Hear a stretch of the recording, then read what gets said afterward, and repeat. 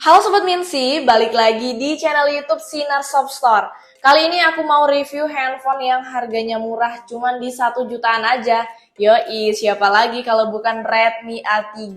Banyak yang bilang katanya handphone ini cuman jual tampang doang, karena desainnya yang glow up, mirip seperti series flagshipnya, yaitu Xiaomi 13 Ultra. Tapi menurut aku Redmi A3 ini nggak cuma jual tampang doang loh. Kalian bisa lihat ya, dari awal rilis sampai sekarang penjualannya udah lebih dari 10.000.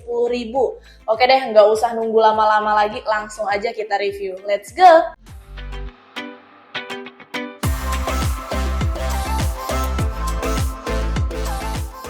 Oke guys, dalam video ini aku akan membahas semua yang perlu kalian ketahui tentang Redmi A3. Mulai dari segi desain, kamera, performa gaming, tampilan, hingga fitur-fiturnya.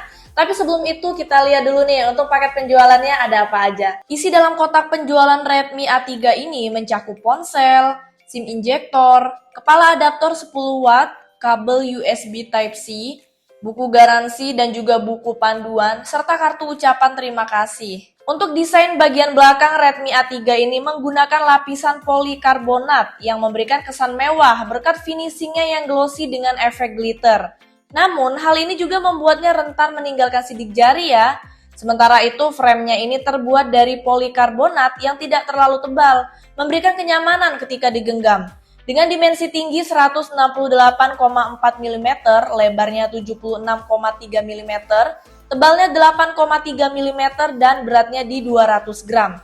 Redmi A3 ini memiliki ukuran yang cukup standar untuk ponsel di kelasnya. Modul kamera Redmi A3 ini terlihat terinspirasi dari handphone flagshipnya Xiaomi ya, yaitu Xiaomi 13 Ultra. Meskipun ukurannya mirip, namun fungsinya ini tentunya berbeda. Redmi A3 ini memiliki dua kamera di bagian belakang, dengan kamera utama yang ditempatkan di tengah modul.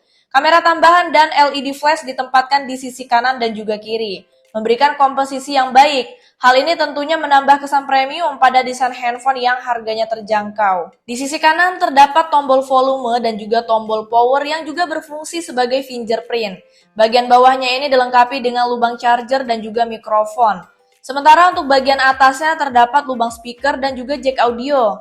Di sisi kirinya terdapat slot SIM tray dengan jenis triple slot yang dapat digunakan untuk 2 kartu SIM dan 1 kartu SD. Redmi A3 ini menampilkan layar IPS LCD dengan ukuran 6,71 inch yang memanfaatkan rasio layar terhadap bodinya ini sebesar 90%, memberikan pengalaman menonton yang luas dan juga imersif ya tentunya, dengan kecerahan mencapai 500 nits dan juga perlindungan Corning Gorilla Glass 3. Layarnya ini tahan terhadap goresan dan juga memberikan kualitas gambar yang jernih. Pengguna juga dapat menyesuaikan nih untuk refresh rate-nya hingga 90 Hz. Hal ini tentunya memastikan pengalaman pengguna yang mulus dan juga responsif, baik saat menjelajahi konten maupun bermain game. Resolusinya HD plus 720 x 1650 pixel. Hal ini menambahkan detail yang memuaskan ya pada tampilannya, menjadikan Redmi A3 ini sebagai pilihan yang menarik untuk kebutuhan multimedia sehari-hari.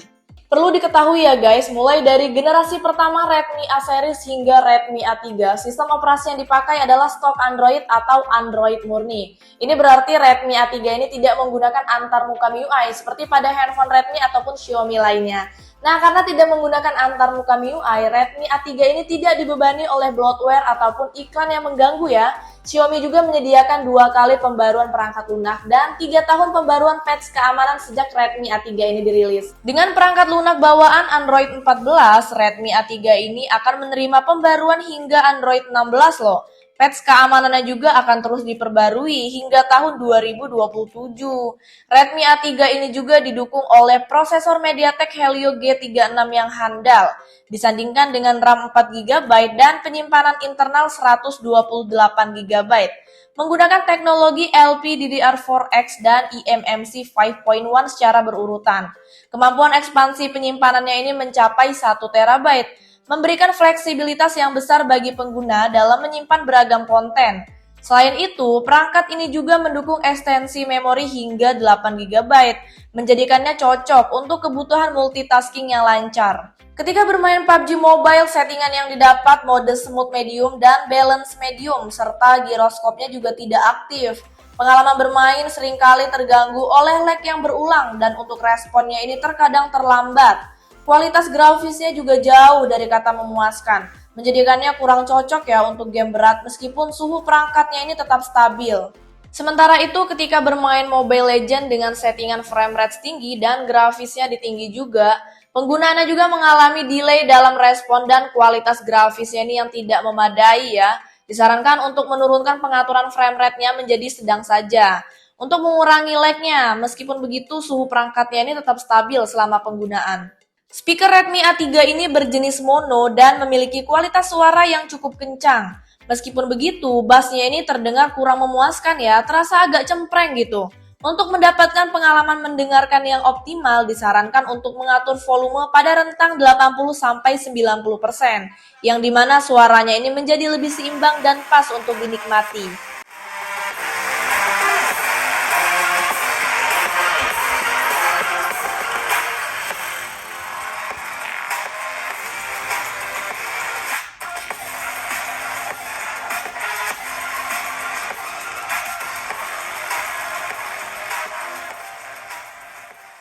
Walaupun handphone ini belum tersedia fitur NFC, tapi Redmi A3 ini menawarkan fitur-fitur yang mempermudah dalam penggunaan sehari-hari.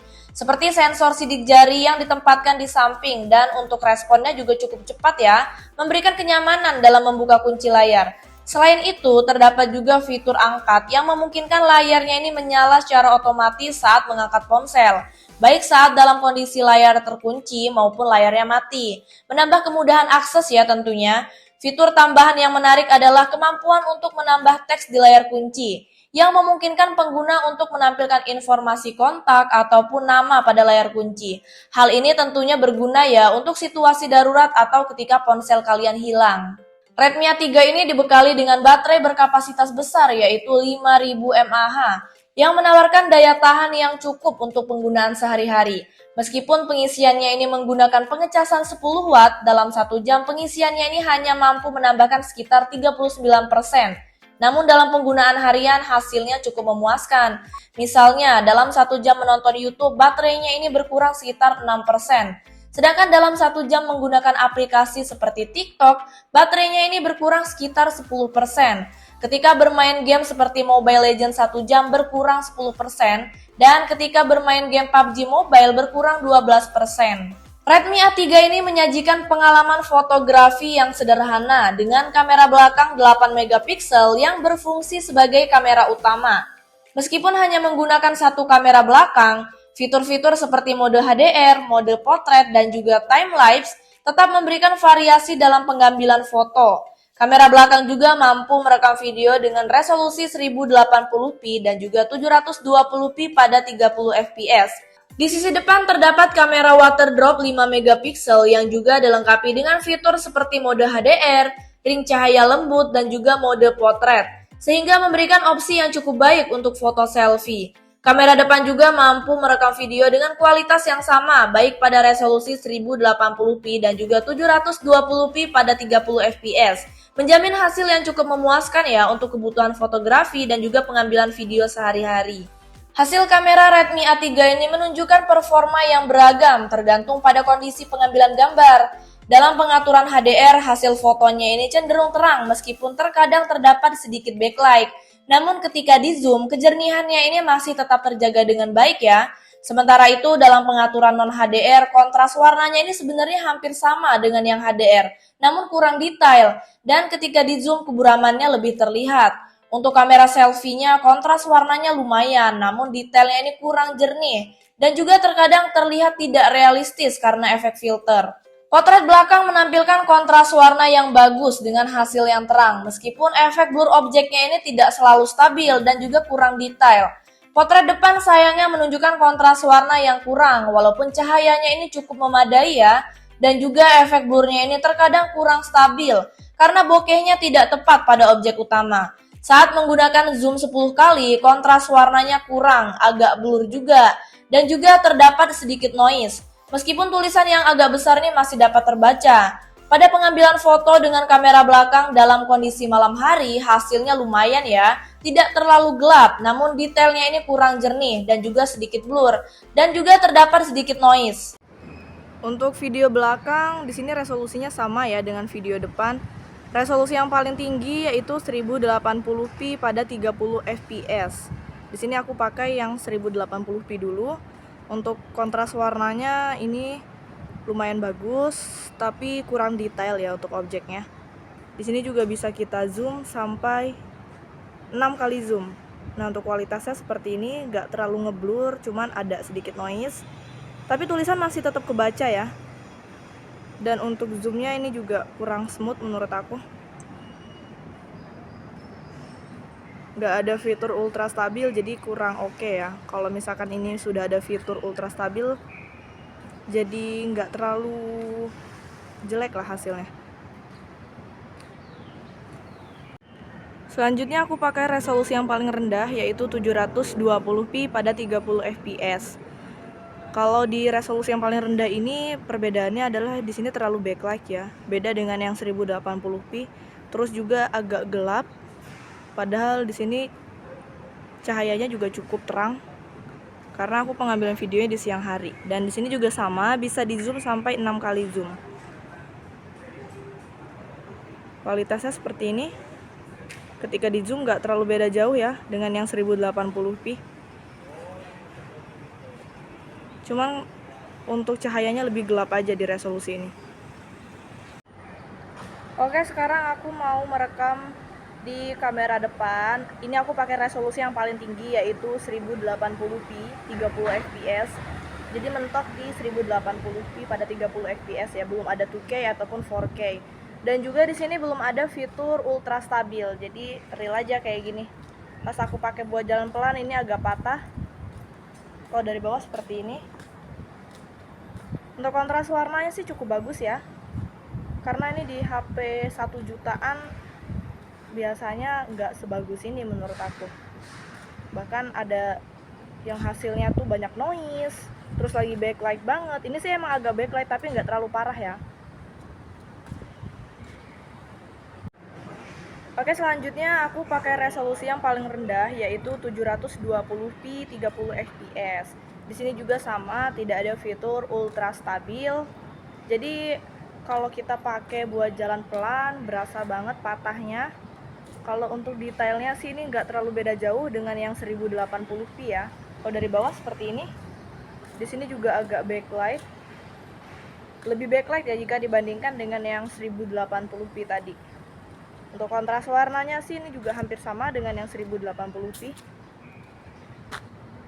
Oke Sobat Minsi, jadi apakah Redmi A3 ini layak untuk dipertimbangkan sebagai pilihan handphone murah? Dari ulasan yang sudah kita bahas, Redmi A3 ini memberikan kombinasi yang cukup menarik, mulai dari desain yang elegan, performa yang cukup baik, hingga fitur-fitur yang lengkap dengan harga yang terjangkau. Walaupun tidak sempurna ya, seperti pengalaman bermain game yang kurang memuaskan, hingga kualitas kamera yang bervariasi, tergantung pada situasi ketika pengambilan gambarnya. Namun secara keseluruhan, Redmi A3 ini tetap memberikan nilai yang baik untuk penggunaan sehari-hari. Jadi tidak ada salahnya ya untuk mempertimbangkan Redmi A3 ini sebagai opsi handphone murah yang layak untuk dibeli.